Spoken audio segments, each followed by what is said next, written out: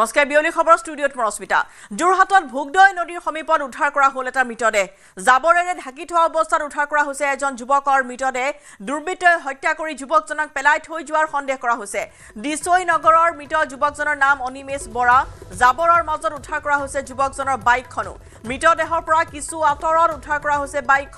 বাইকখনৰ কাষত দেখা গৈছে তেজৰ ডুঙা ঘটনাস্থলীত দণ্ডাধীশ সহ উপস্থিত হৈছে আৰক্ষীৰ এটি দল মৃত যুৱকজনৰ মুখমণ্ডলত চুকা অস্ত্ৰৰে ঘপিয়াৰ চিহ্ন পৰিস্ফুট হৈ আছে উপৰ্যুপৰি চুকা অস্ত্ৰৰে যুৱকজনক আক্ৰমণ কৰা সন্দেহ কৰা হৈছে হত্যাকাৰীয়ে মৃতদেহ জাবৰেৰে ঢাকি থোৱাৰ সন্দেহ কৰা হৈছে অনিমেশ বৰাৰ মৃতদেহ মৰণোত্তৰ পৰীক্ষাৰ বাবে প্ৰেৰণ কৰা হৈছে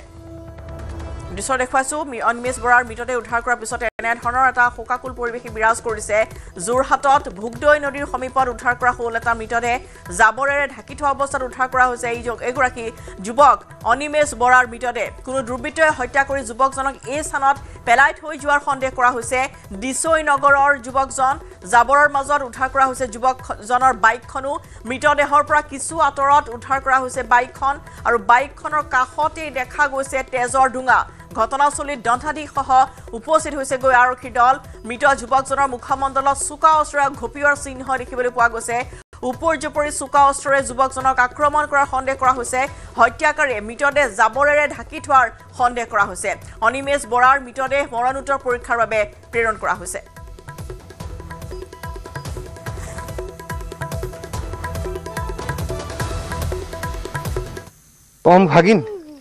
ভাগিন হয় অভিনাশ বৰা কেতিয়া ঘৰৰ পৰা ওলাইছে এই কালি আহিলে মানে ইমান সঠিকটো ভিন্দু ৰাতিপুৱা কৈছে যে ঘৰত নাই ৰাতিপুৱা মছলা আহিছিলে মই তেনে সি কেতিয়াবা ৰাতি দেৰিকৈ আহে অকণমান 10টাত পৰা ফোনটো তাত চুইচ অফ তাৰপৰা ৰাতিপুৱা বিচাৰ খোচা কৈছোঁতো ইয়াত পাইছোঁহি সন্দেহ কি কৰিব পাৰে এইটো মাৰিছে মানুহ এইটো মাৰিছে তাৰ বাইকখন তাত লুকাই থৈছে মাৰি পেলাই আৰু ইয়াকো মাৰি থৈছে তেনেকৈ বাইকখনো ঢাকি থৈছে বাইক ঢাকি থৈছে কাৰণ মানুহ মৰি আছে ইয়াত আৰু বাইক থৈছে তাত আৰু এইবোৰ তেজ ইয়াত পৰি আছে মাৰি দিছে যে কোনো লোকে ব্যক্তিগৰাকীক বা অনিমেশ বৰাক এনেদৰে হত্যা কৰি জংঘলৰ বা হাবিৰে ঢাকি থৈ গৈছিল আৰু মৃত যুৱকজনৰ অনিমেশ বৰাৰ বাইকখনো তাত উদ্ধাৰ কৰা হৈছে গতিকে এনেধৰণৰ এগৰাকী যুৱকৰ মৃতদেহ উদ্ধাৰ কৰা ঘটনাই চাঞ্চল্যৰ সৃষ্টি কৰিছে আচলতে কোনে কিয় অনিমেশ বৰা নামৰ এই যুৱকজনক হত্যা কৰিলে তাৰ কোনো ধৰণৰ উত্তৰ এতিয়া দিবলৈ কোনো নাই বৰ্তমান অনুসন্ধান আৰম্ভ হৈছে আৰু ইতিমধ্যেই মুখত বা তেওঁৰ শৰীৰত চুকা অস্ত্ৰৰে আঘাত কৰাৰ চিহ্ন পৰিস্ফুট হৈ আছে বাইকখনৰ কাষতে তেজৰ ডুঙা দেখিবলৈ পোৱা গৈছে ইতিমধ্যেই দণ্ডাধীশ সহ উপস্থিত হৈছে গৈ আৰক্ষীৰ দল আৰু আমাৰ সাংবাদিক গৌতম বৰা আছে ফোন লাইনত গৌতম অনিমেশ বৰা নামৰ এগৰাকী যুৱকৰ মৃত্যু সমগ্ৰ ঘটনা আমি আপোনাৰ পৰা জানিব বিচাৰিছোঁ যে কেতিয়াৰ পৰা নিৰ্দেশ হৈ আছিল অনিমেশ বৰা আৰু কি অৱস্থাত উদ্ধাৰ কৰা হৈছে মৃতদেহ হয় ৰশ্মিতা চৌক এই যিটো ঘটনা আজি পোহৰলৈ আহিছে অনিমেশ বৰা সন্ধানহীন হৈ থকা নাছিলে দৰাচলতে যোৱা নিশা 10 বজালৈকে তেখেতৰ পৰিয়ালৰ সৈতে কথা বতৰা হৈছিলে তেখেতে ঘৰলৈ আহি ভাত খাম বুলি জানিবলৈ দিছিলে কিন্তু তাৰ পাছত নিশা যেতিয়া ঘৰলৈ নাহিলে আৰু ঘৰলৈ নহাৰ পিছত আজি আগবেলা তেখেতৰ মৃতদেহ ঘৰৰ সমীপতে উদ্ধাৰ হৈছে আৰু তেওঁৰ ঘৰলৈ যোৱা যিটো পথ সেই পথৰ কাষত তেখেতৰ মুখমণ্ডলত অতি গুৰুতৰভাৱে চোকা অস্ত্ৰৰে কৰা আঘাতৰ চিন স্পষ্ট মৃতদেহ ঢাকি থোৱা আছিলে জাবৰেৰে আৰু তাৰ কিছু লগতে তেখেতৰ যিখন বাইক আছিলে সেই বাইকখনো তেনেধৰণে যি দুৰ্বৃত্তৰ দলে ঢাকি থোৱা অৱস্থাত স্থানীয় লোকে উদ্ধাৰ কৰিছে ইতিমধ্যে আৰক্ষীয়ে তদন্ত অব্যাহত ৰাখিছে আৰু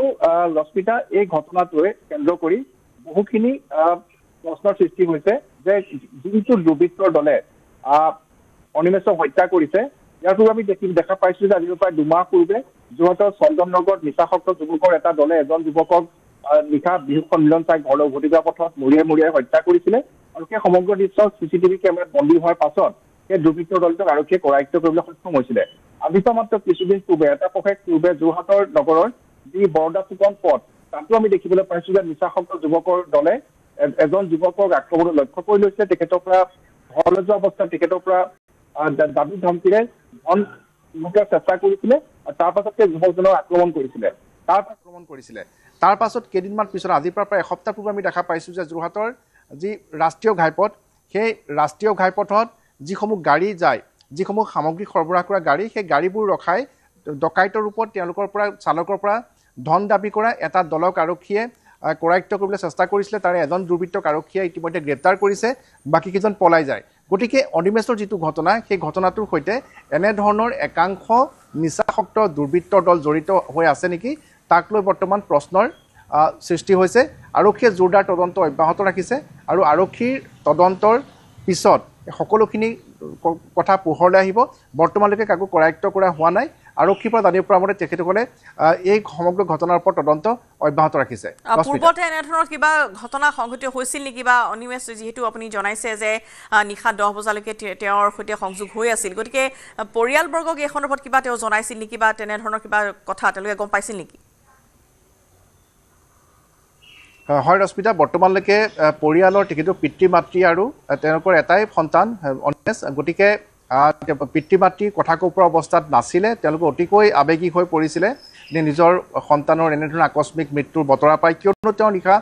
10 বজাৰ যেতিয়া তেওঁৰ ফোনত কথা হৈছিলে তেতিয়া তেওঁ আহি ঘৰতে ভাত খাম বুলি জানিবলৈ দিছিলে গতিকে সেই কথাটো এইটো স্বাভাৱিক যে তেওঁ য'ত আছিলে যে নিশ্চিন্ত মনে আছিলে বা স্বাভাৱিকভাৱে আন দিনা ঘৰৰ পৰা যেনেধৰণে তেওঁ বন্ধুবৰ্গৰ তালৈ যায় বা অন্যান্য কামত ওলাই যায় তেনে এটা পৰিৱেশৰ মাজতে অনিমেষ আছিল বুলি ধাৰণা কৰা হৈছে গতিকে নিশা 1:30 বজালৈকে যেতিয়া পিতৃয়ে বাট চাই আছিলে যে তেওঁৰ সন্তান আহিব তেওঁৰ পুত্ৰ আহিব কিন্তু যেতিয়া নাহিলে চিন্তাত পৰে আৰু আজি আগবেলা ঘৰলৈ যোৱা পথতে দিছৈনগৰৰ যি এটা পথ আছে সেই পথটোৰ পৰা কিছু সোমাই গৈ এনেধৰণে পথৰ কাষত যি ফুটুকানি থাকে তাৰ মাজত অনিমেষৰ মৃতদেহটো উদ্ধাৰ হৈছে মুখত আঘাতৰ চিন স্পষ্ট চোকা অস্ত্ৰৰে উপৰ্যুপৰি আঘাত কৰাৰ চিন আমি দেখিবলৈ পাইছোঁ আৰু কিছু নিলগতে বাইকখনো তেনেধৰণে দুৰ্বৃত্ত ঢাকি থৈ গৈছে গতিকে ইয়াৰ পৰা স্পষ্ট হৈছে যে দুৰ্বৃত্তই অনিমেষক বাইক চলাই যোৱা অৱস্থাতে হয়তো তেওঁক বাইকখন ৰখোৱাৰ পাছত উপৰ্যুপৰি চোকা অস্ত্ৰৰে তেখেতৰ মুখত আঘাত কৰিছে আৰু তেওঁ মৃতদেহ বা তেখেতৰ শৰীৰটো চুচৰাই লৈ যোৱা চিনো পথৰ ওপৰত দেখিবলৈ পোৱা গৈছিলে যেহেতু কালি নিশা বৰষুণ দিছিলে বৰষুণৰ ফলত কিছু প্ৰমাণ হয়তো নোহোৱা হৈ গৈছে কিন্তু আৰক্ষীৰ তদন্ত ইতিমধ্যে অব্যাহত ৰাখিছে আৰু আৰক্ষীৰ তদন্তত বহুখিনি তথ্য পোহৰলৈ অহাৰ পূৰ্ণ সম্ভাৱনা আছে হয় নিশ্চয়কৈ গৌতম ধন্যবাদ আপোনালৈ আৰু তদন্ত অব্যাহত আছে কিন্তু অনিমেষ বৰা এগৰাকী যুৱক যিগৰাকী নিশা 10 বজাত পিতৃৰ সৈতে কথা পাতিছিল কৈছিল যে ঘৰত গৈ ভাত খাব কিন্তু কোনে তেওঁক এনেদৰে নৃশংসভাৱে হত্যা কৰিলে তাৰ প্ৰশ্নৰ কোনো ধৰণৰ উত্তৰ এতিয়ালৈকে ওলোৱা নাই যিহেতু পিতৃ মাতৃ যথেষ্ট ভাগি পৰিছে এটাই সন্তান আছিল তেওঁলোকৰ একমাত্ৰ সন্তানক হেৰুৱাই ভাগি পৰিছে শোকত পিতৃ মাতৃ আৰু এতিয়া দেখিবলৈ পোৱা গৈছে যে এনেদৰে এগৰাকী যুৱকক কোনে নৃশংসভাৱে হত্যা কৰিলে মুখমণ্ডলত চোকা অস্ত্ৰৰ আঘাতৰ চিহ্ন দেখিবলৈ পোৱা গৈছে এনেদৰে বাকৰুদ্ধ হৈ পৰিছে পিতৃ আৰু এয়া দেখিবলৈ পোৱা গৈছে মাতৃও কান্দোনত ভাঙি পৰিছে সেই স্থানতে আৰু এনেধৰণে দেখিবলৈ পোৱা গ'ল যে অনিমেষ বৰাৰ মৃতদেহ উদ্ধাৰ কৰা হ'ল আৰু কাষতে এনেদৰে য'ত হাবি বননিৰ মাজত য'ত জংঘলেৰে ঢাকি থোৱা অৱস্থাত এই বাইকখনো উদ্ধাৰ কৰিছে অৱশেষত আৰক্ষীয়ে ঘৰলৈ যোৱাৰ পথতে এনেধৰণৰ এগৰাকী যুৱকক কোনে কিয় হত্যা কৰিলে তাক লৈ চাঞ্চল্য বিৰাজ কৰিছে দিছৈনগৰৰ এই যুৱকজনৰ নাম হৈছে অনিমেষ বৰা আৰু কোনো কথাক লৈ হয়তো আন পক্ষৰ সৈতে মতানৈক্য তাৰপিছতে তেওঁক হয়তো বাইকখন ৰখাই তাতে নৃশংসভাৱে হত্যা কৰা হ'ল আৰু চুচৰাই আনি এই স্থানতেই মৃতদেহ পেলাই থৈ যোৱাৰ সন্দেহ কৰিছে আৰক্ষীয়ে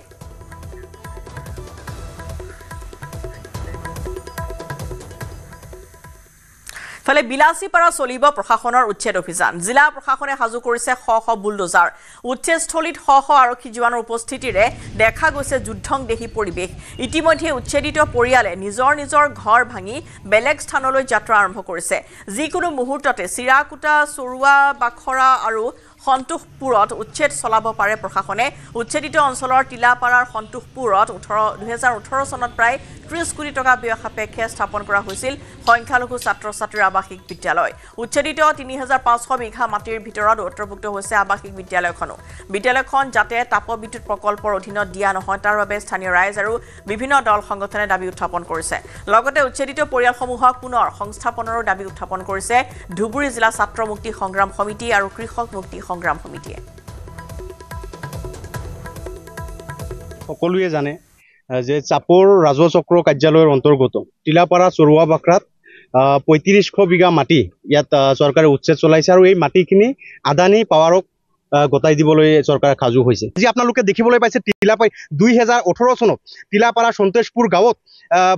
আৱাসিক বিদ্যালয়ৰ নামত সংখ্যালঘু ছাত্ৰ ছাত্ৰীৰ কাৰণে আৱাসিক বিদ্যালয়ৰ নামত ইয়াতে উচ্ছেদ অভিযান চলোৱা হৈছিলে আৰু তাত আৱাসিক বিদ্যালয় 30 কোটি টকা ব্যয়বহুলভাৱে ব্যয় কৰি পেলাই চৰকাৰী আঁচনিৰ পইচা ব্যয় কৰি তাত আৱাসিক বিদ্যালয় স্থাপন কৰিছিলে সেই আৱাসিক বিদ্যালয় এতিয়া আদানীক গতাবলৈ ধৰিছে সেই বিদ্যালয় নিশ্চয়কৈ এতিয়া ভাঙি দিয়া হ'ব আৰু কেৱল আৱাসিক বিদ্যালয় নহয় ইয়াত 5খনকে LP স্কুল এই গোটেইবিলাক এতিয়া সেই আদানীৰ যি তেওঁলোকৰ যি সীমাখে তাৰ ভিতৰত পৰিছে আৰু এইবিলাক ভাঙি দিয়া হ'ব গতিকে আমাৰ কথাটো অতি স্পষ্ট যে আৱাসিক বিদ্যালয়ৰ নামত যে 130টা পৰিয়ালক যে উচ্ছেদ কৰা হৈছিল সেই পৰিয়ালসমূহক আকৌ উচ্ছেদ কৰা হ'ব আৰু ইয়াৰ পৰা তেখেতসকলক ইয়াৰ পৰা বেলেগ ঠাইলৈ সেই বৈজাৰালগা পাঠটোলৈ লৈ যোৱাৰ ব্যৱস্থা কৰা হ'ব এই মানুহখিনি কিয় যাব কিমান বাৰ উচ্ছেদ কৰিব এই মানুহখিনিক দুদিন পাছত আপোনালোকে আকৌ উচ্ছেদ কৰিব আজি যে মানুহখিনি ইয়াৰ পৰা যে গৈ আছে গৈ ক'ত থাকিব আত্মীয়ৰ ঘৰত আশ্ৰয় লৈছে আৰু এই মানুহখিনি দুদিন পাছত কি কৰিব আন এটা ঠাইত চাপৰ চাৰ্কুলৰ নিশ্চয় আন এটা ঠাইত চৰকাৰী মাটিত আকৌ থাকিবলৈ ল'ব গতিকে এনেকৈ মানুহবিলাক উচ্ছেদ কৰিব আপোনালোকে বাৰে বাৰে মানুহখিনি এনেকৈ ষড়যন্ত্ৰৰ বলি হ'ব ইয়াত ৰাজনৈতিক অভিসন্ধি আছে নহ'লে বিলাসীপাৰা বা চাপৰ চাৰ্কুলক নিদিয়াকৈ সেই চৰকাৰী আদানী চাৰ্কুলৰ অন্তৰ্গত সেই বজেৰ আলগাত কিয় ল'বলগীয়া হৈছে গতিকে আমাৰ কথাটো স্পষ্ট যে এই মানুহখিনিক ইয়াতে সংস্থাপন কৰিব লাগে আৰু এই উচ্ছেদ অমানৱীয় উচ্ছেদ আৰু এই মানুহখিনিক যাৱতীয় ব্যৱস্থা কৰিব লাগে পুনৰ সংস্থাপনৰ ব্যৱস্থা কৰিব লাগে শিৱসাগৰত গাড়ীৰ চকাত পাম্প দিয়া যন্ত্ৰ বিস্ফোৰণ এয়াৰ কম্প্ৰেছাৰ চিলিণ্ডাৰ বিস্ফোৰণত আহত হ'ল এজন আহত লোকজন 62 বছৰীয়া সুনবা আলী চিলিণ্ডাৰ বিস্ফোৰণত ছিগিল লোকজনৰ দুইখন ভৰি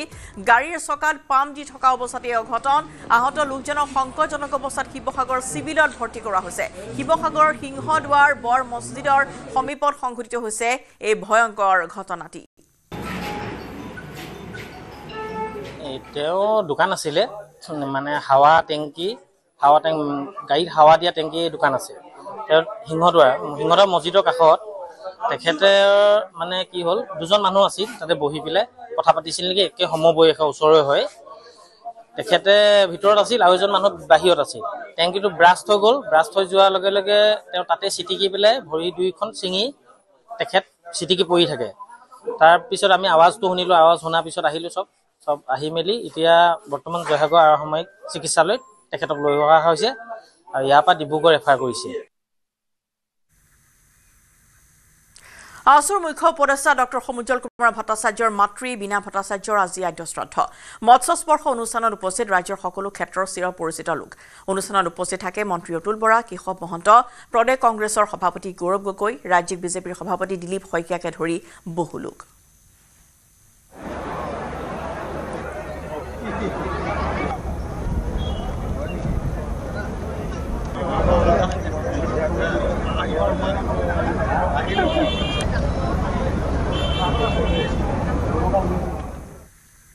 শ্ৰীমন্ত শংকৰদেৱ কলাক্ষেত্ৰত বড়োলেণ্ড স্পিক শীৰ্ষক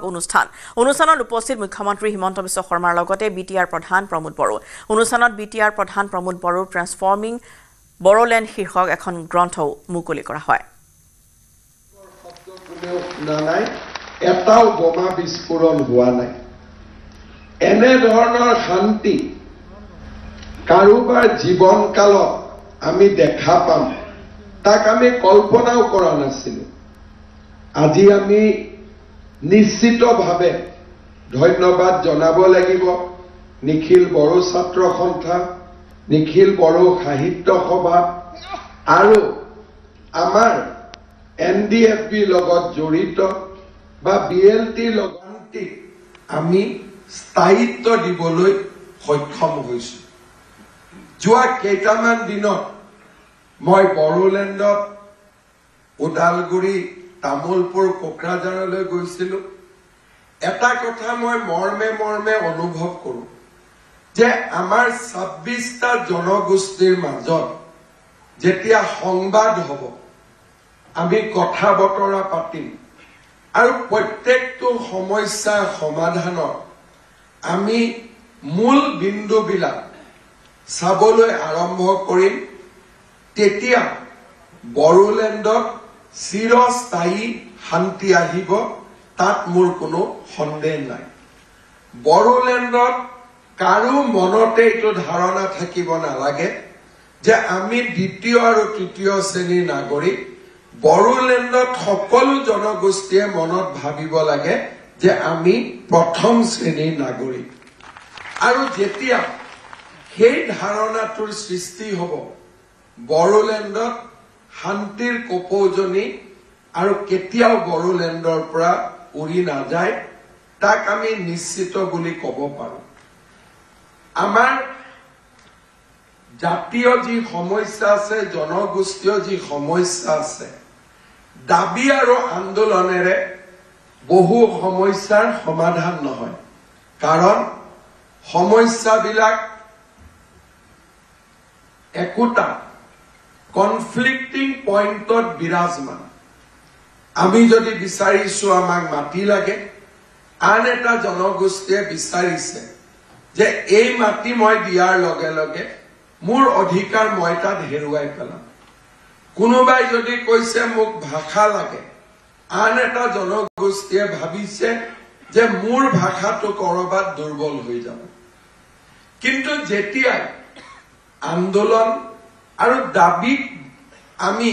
একাষৰীয়াকৈ থৈ টেবুলত কাৰ্বি আংলঙৰ ডিফুত বানৰ সংহাৰী ৰূপ পাহাৰৰ পৰা বৈ অহা পানী আৰু নিশা হোৱা প্ৰবল বৰষুণৰ ফলত ফেনে ফুটুকাৰে বাঢ়িছে ডিফু আৰু ধৰমনলা নদীৰ জলস্তৰ বাঢ়নী পানীয়ে বুঢ়াই পেলাইছে ডিফুৰ পানবাৰী শীতলাবাৰী ধৰমনলা ৰাম ঠাকুৰ কলনী শিৱবাৰী আদি অঞ্চলসমূহ নিশা নিমিষতে ঘৰৰ ভিতৰত পানী প্ৰৱেশ কৰাত অনিদ্ৰা অনাহাৰে কটাবলগীয়া হয় সহস্ৰাধিক লোকে ডিফুৰ বান পৰিস্থিতিৰ বাবে একাংশ লোকে নৈপৰীয়া লোকক দোষাৰোপ কৰাৰ উপৰিও কাৰ্বি আংলং স্বায়ত্তশাসিত পৰিষদ ডিফু পৌৰসভাকো জগৰীয়া কৰিছে সচেতন লোকে ডিফু চহৰৰ মাজেৰে বৈ যোৱা নদীসমূহ সংকুচিত হৈ পৰাৰ ফলতে সৃষ্টি হৈছে বান পৰিস্থিতিৰ ইফালে বানত ক্ষতিগ্ৰস্ত হোৱা লোকসকলৰ কাষত প্ৰশাসনৰ লোক উপস্থিত নোহোৱাৰো অভিযোগ উত্থাপন কৰিছে বহু লোকে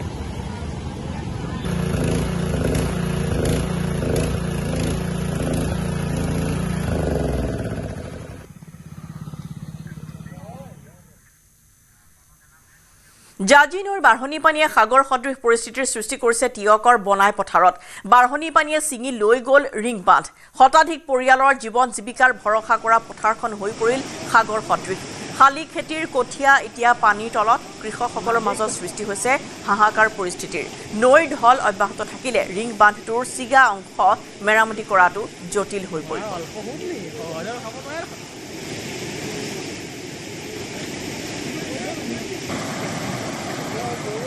চাওক মই প্ৰথমতে যিটো দৃশ্য দেখুৱাই লৈছো এই স্থানত এখন পথাৰ আছিল যিখন পথাৰ শাওণমহীয়া শালি ধানৰ যি আচলতে সজাল ধৰা ৰোৱা সেই ৰোৱাৰে জাতিষ্কাৰ হৈ থাকে শ বিঘা ভূমিৰ এখন পথাৰ যিখন পথাৰত কিন্তু এইবাৰ কোনো কাৰণত ইয়াতে খেতি নহয় আৰু যাক লৈ কৃষকসকল যথেষ্ট চিন্তিত হৈ পৰিছে কাৰণ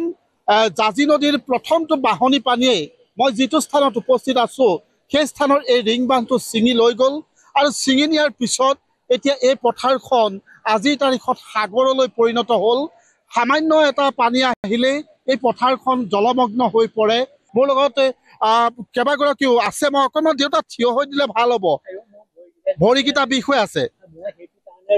মই অকণমান বহিয়ে থাকক আপোনাৰ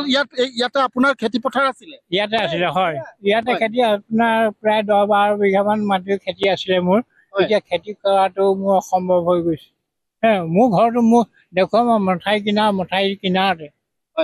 আজিয়ে দেখুৱাই দিব মোৰ ঘৰটো এই পোনে এতিয়া ঘৰ পানীত তল গ'ল নাই ঘৰৰ পানীত নাই যোৱা ভিতৰে ঘৰটোৰ ভিতৰত কঠীয়া তল গ'ল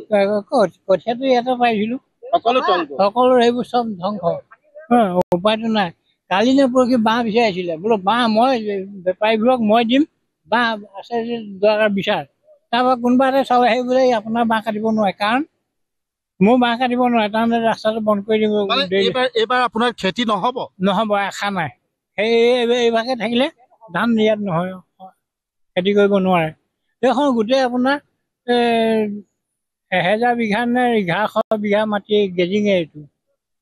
এৰিয়া বুলি কয় মানুহে গেজিং নহয় উমিয়া দিছে আদি পথাৰ এইবোৰ চব পাইছে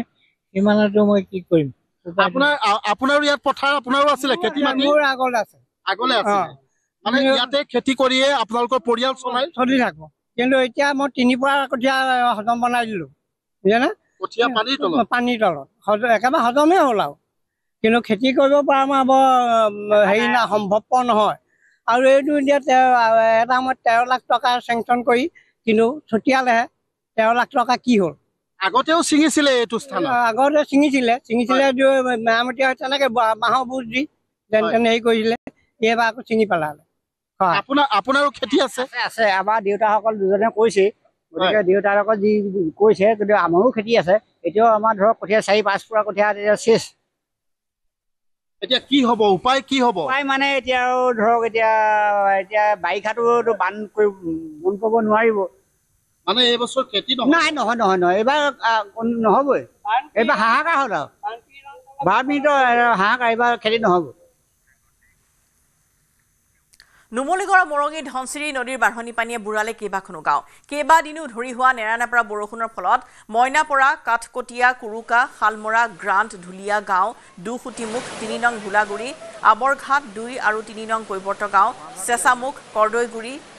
জাঠিপটীয়া বৰচাপৰি বৰবালি নেপালী খুটি আদি গাঁৱত ব্যাপক হাৰত বৃদ্ধি পাইছে ধনচিৰি নদীৰ জলপৃষ্ঠ ওখ ঠাইলৈ ঢাপলি মিলিছে বহুকেইখন গাঁৱৰ বাসিন্দাই ধান খেতি শাক পাচলিৰ খেতি বাঢ়নী পানী নষ্ট হোৱাত হাহাকাৰ পৰিস্থিতিৰ সৃষ্টি হৈছে কৃষকসকলৰ মাজত এই মুহূৰ্তত মই উপস্থিত আছো মৰঙী মৌজাৰ ভোলাগুৰি অঞ্চলত আৰু ভোলাগুৰি অঞ্চলত দেখিবলৈ পোৱা গৈছে মোৰ কেমেৰা সতীৰ্থই দেখুৱাব যিহেতু নেৰানেপেৰা বৰষুণৰ পিছতে ধনশিৰি নদীৰ জলপৃষ্ঠ ব্যাপক হাৰে বৃদ্ধি পাইছিল আৰু তাৰ পিছতেই আজিৰ দিনটোত দেখিবলৈ পোৱা গৈছে বহু লোক ইতিমধ্যে জলমগ্ন হোৱা দেখিবলৈ পোৱা গৈছে আৰু সমান্তৰালভাৱে দুসুতিমুখৰ যিটো পথ আছিলে 39 নং ৰাষ্ট্ৰীয় ঘাইপথ আছিলে এই পথটো তেতিয়া পানীৰ তলত বুৰ গৈছে আৰু লোকসকল বহু লোক ইতিমধ্যে আবদ্ধ হৈ আছে বুলি ক'ব লাগিব আৰু মোৰ কেমেৰা সতীৰ্থক যদি সম্ভৱ হয় দেখুৱাব কিদৰে ওখ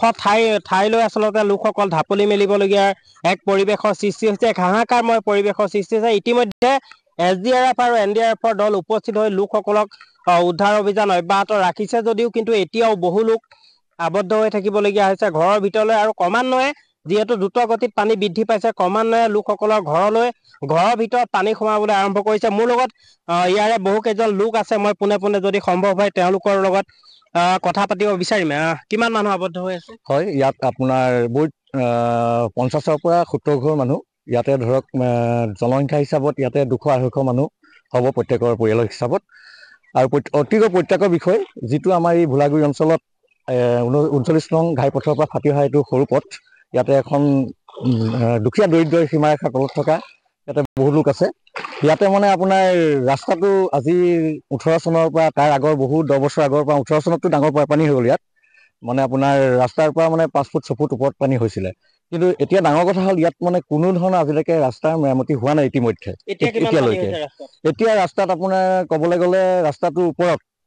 মোটামুটি এতিয়া 4 ফুট 3.5 ফুটৰ ভিতৰত পানী হৈ গ'ল ৰাস্তাৰ ওপৰত যোগাযোগ একদম অতি মানে কমপ্লিট বিচ্ছিন্ন হৈছে এতিয়ালৈকে SDRF বা NDRF মানুহ আহিছে না কোনোবা SDRF এতিয়া দেখা পাইছো আমি বেছি যেতিয়া পানী হৈছে আমি দেখা পাইছো আহিছে ইয়াতে যোগাযোগ ৰাখিছে ইয়াতে ঘৰতো লাহে লাহে পানী সোমাইছে আৰু মানুহৰ ঘৰত বৰ্তমান এতিয়া পানী সোমাই গ'ল অলৰেডি এতিয়া পানী সোমাই গ'ল এই মুহূৰ্তত গৰু ছাগলী পশুধন এইবিলাকক লৈ এতিয়া হাহাকাৰ হৈছে মানে গৰু ছাগলী পশুধন এতিয়া আমাৰ এতিয়া গৰু গাই আছিলে ইয়াতে আমাৰ গোটেই গাঁওখনৰ ইয়াত গৰু গাই আছে ইয়াতে মানে আমাৰ ক'বলৈ গ'লে ভাল এটা জীৱিকাও খেতি পথাৰ অঞ্চল এইখিনিও মানুহখিনি ইয়াতে ভঁৰাল বুলি কয় ইয়াতে প্ৰাণৰ আৰু গৰু গাইখিনিও ইয়াতে আমাৰ চৰি মেলি পশুপালন কৰি আছিলো গতিকে এতিয়াৰ পৰাতো আৰু এই পানী শুকোৱাৰ পাছতো যিখিনি ঘাঁহ ওলাব সেইখিনিতো খাব নোৱাৰি অতিকৈ মানে গৰু গাত ইয়াত বৰ্তমান পানী এতিয়া বাঢ়িয়ে আছে কমাই আৰু বিপৰ্যয় হ'ব সন্ধিয়া ভাগলৈ ক'ব নোৱাৰি বাঢ়াৰ চান্স আছে যেতিয়াও নদীত বহুত মেটেকাৰ পৰা ধৰি যাব আহি আছে গতিকে বঢ়াৰ আশংকা আছে হাহাকাৰ পৰিৱেশ অতি হাহাকাৰ পৰিৱেশ হয় নিশ্চয়কৈ হাহাকাৰ পৰিৱেশে বিৰাজ কৰিছে মোৰ লগত আৰু এজন দাদা আছে দাদা কেনেকুৱা ঘৰৰ ভিতৰত পানী সোমাইছে নেকি ঘৰৰ ভিতৰত সোমাইছেগে আৰু অলপ বাকী আছে পানী বাঢ়িয়ে আছে পানী বাঢ়িতে আছে বহুত মানুহ আবদ্ধ হৈ আছে গৰু ছাগলী মানে হাঁহ কুকুৰা লৈ মানুহৰ বহুত অসুবিধা হৈ আছে প্ৰশাসনৰ মানুহ আহিছে নে প্ৰশাসনৰ মানুহ এতিয়ালৈকে দেখি পোৱা নাই কিন্তু নাওখন আহিছে বুলি গম পাইছো আহিছে বাৰু সৰু ল'ৰা ছোৱালী আবদ্ধ হৈ আছে সৰু ল'ৰা ছোৱালী এতিয়াও আবদ্ধ হৈ আছে ঘৰে কিছুমান ওলাব পৰা নাই এনেকৈ কৰি ওলাই কিছুমান একদম হাহাকাৰ পৰিৱেশ আৰু ইয়াৰ লগতে সময় হৈছে বিলৈ খবৰৰ পৰা বিদায় লোৱাৰ নমস্কাৰ